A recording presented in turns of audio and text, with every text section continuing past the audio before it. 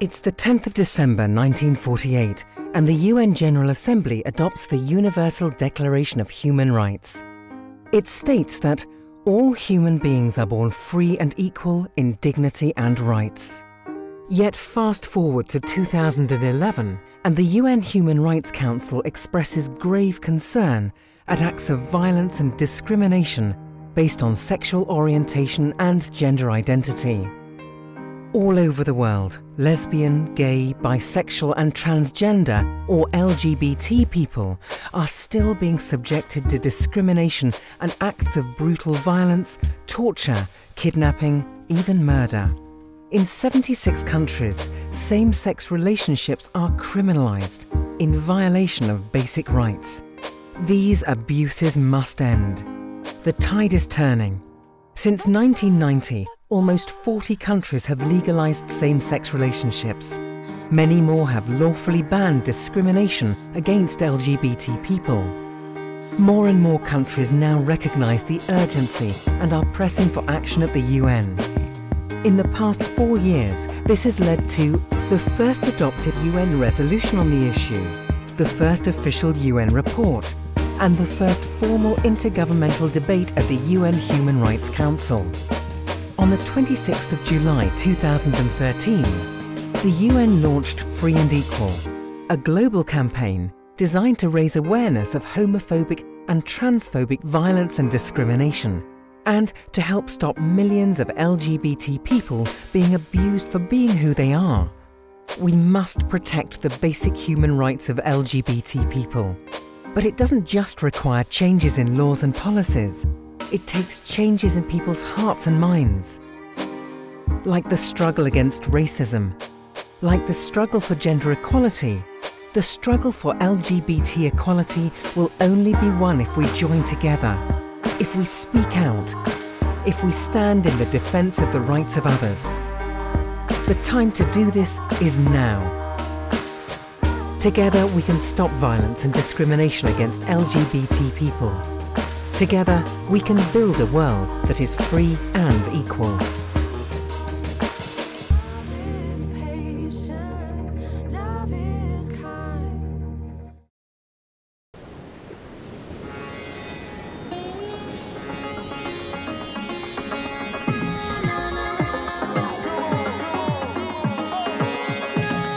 अरे यार आज हमारे भैया आ रहे हैं अपने उनको लेकर। हाँ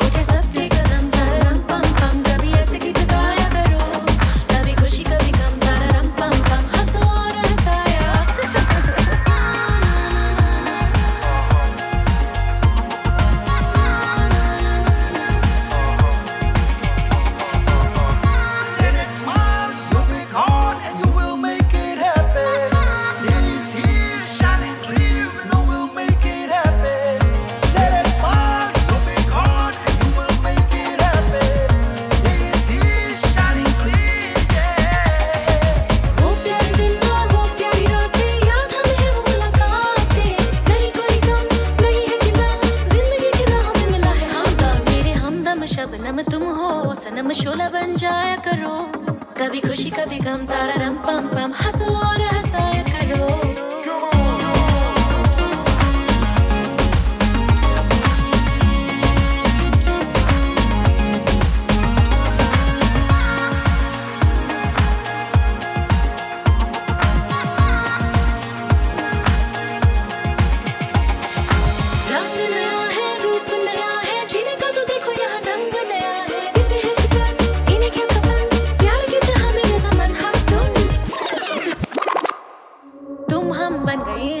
बेधड़क मेरे घर आया करो कभी खुशी कभी गम तारा रम पम पम हंसो और हंसाया करो उठ सबके कदम तारा रम पम पम कभी ऐसे गीत गाया करो कभी खुशी कभी गम तारा रम पम पम हंसो और हंसाया करो Let it smile, you'll be gone and you will make it happen. He's here, shining clear, and we'll make it happen. Let it smile, you'll be gone.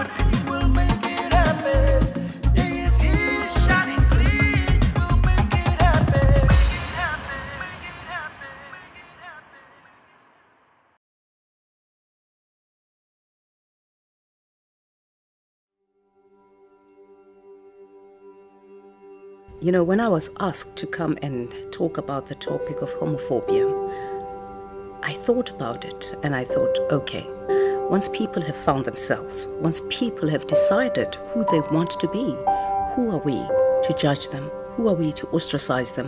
Who are we to say no to that? You know, I was born in Soweto during apartheid, and I know exactly how is it like to be ostracized, to be segregated, to be disenfranchised. For me, it was the color of my skin that made me inferior. That's why I just thought, in this day and age, I cannot allow other human beings to feel the way I felt. Gay people and lesbians are not immoral. You know, they are not a threat to our society. So they should be left alone to live their lives, because we're all equal. We're born equal, and I think we're all equal in the eyes of the Lord. So I think it's important that we fight this war together. We educate our people. We conscientize them. We change their mindset. And above all, the political will. And we decriminalize this, because there is nothing criminal about somebody loving whoever they love. My name is Vuyelwa Jennifer Maqala. I live in Tulane Street in Khayelitsha, that is in Cape Town. My daughter's name is Loli. Here in my community, all the gays I know, they come out and tell them they are like my daughter. My husband took him a very long time to accept it. Would say, no, not in my house. Then I sat down with him. I said, this is who she is, so we can't change it. All we have to do is to accept it. In 2006, my daughter, her and her friend went for drinks. The next day, she came and told me that they were attacked. Her face was so swollen and her jaws couldn't move, and said, Mom, a group of men came to us and they were with their girlfriend. So the girlfriend said to us we were tomboys. So we told him that we are not tomboys. We are gays, that's what we are. And the boyfriends came and hit them and said, we are tired of this thing. And her friend Zoliswa went to her home. This is where they found her and they started to hit her. Loli was there watching, but hiding somewhere. And her friend died. Since then, everything changed from her, because she was a happy girl and who had dreams. They buried her alive, because all the dreams that she had are gone. Nothing else she cares about anymore. I think for people to learn about it, it is better if they came out about it, so then people would know that they are gays and it won't change. If each and everyone could try and understand that everyone has to live their life the way she wants to live or he wants to live, it will be better.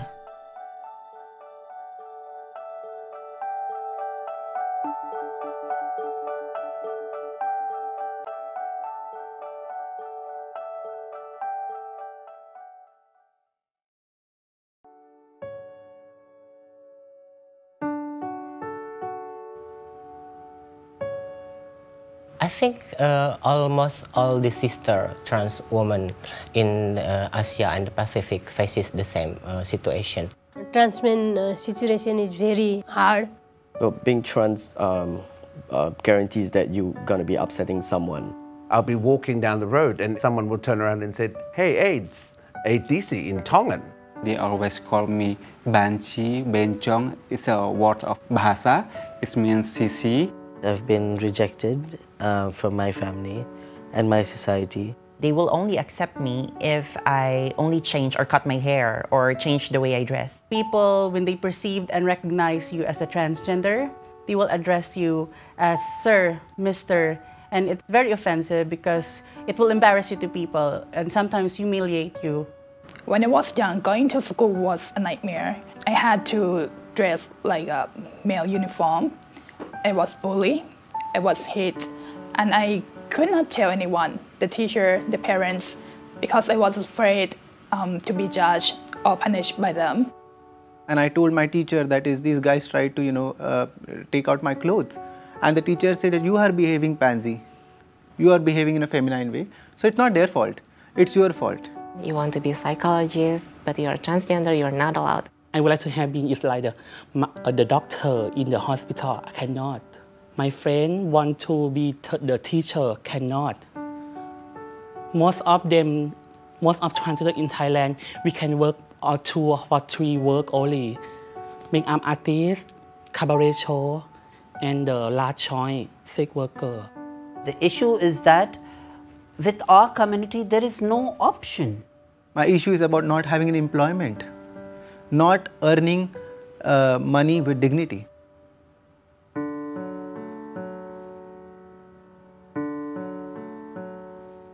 So the discrimination within the healthcare setting is in lots of different layers. Transition-related healthcare for trans men is essentially non-existent. When you talk about being a transgender to go to government hospital, of course we are reluctant to go. I think it's because of the judgmental attitude of the staff of the hospital. As soon as you walk into that lab, someone who's your neighbor or someone who knows you will just turn around and say, I wonder what he's up to. We're at risk for all the same sorts of gynecological problems that cis women are, but typically don't receive continuing care. Many times that transgender women have to go to the private clinic, in which is very expensive. Trans people are using hormone and all the things without any prescription, going to the pharmacy and taking the birth control pills as a hormone. If you're really sick and you want to get warded, you'll be put in the female ward, which is a terrible thing because nobody wants to see my face in the female ward.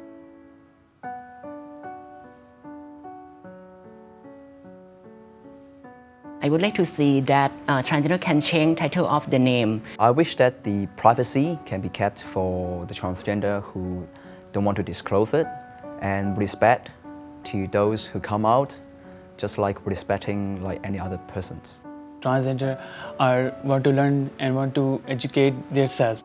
I think it's very important not to forget that we are humans and that we need the same kind of things as other people. The commitment, the political commitment, has to come up from the respective country, and the country should start owning the transgender community as their own citizen with constitutional rights, human rights, and basic rights of human being as they are. To train the doctor and sensitize them about the transgender issues. For health providers to increase their knowledge in transgender issues.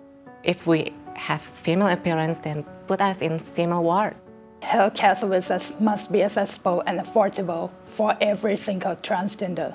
I hope in the future that every transgender citizen is conscious of their well-being and exercise their right to health. I believe that this is the beginning, and I am looking forward that we will have a very encouraging and supportive environment for transgender people. My hope for the future of trans people is that we eventually get to be treated like people. What we are advocating for is equal right, not special right. Trans rights are human rights.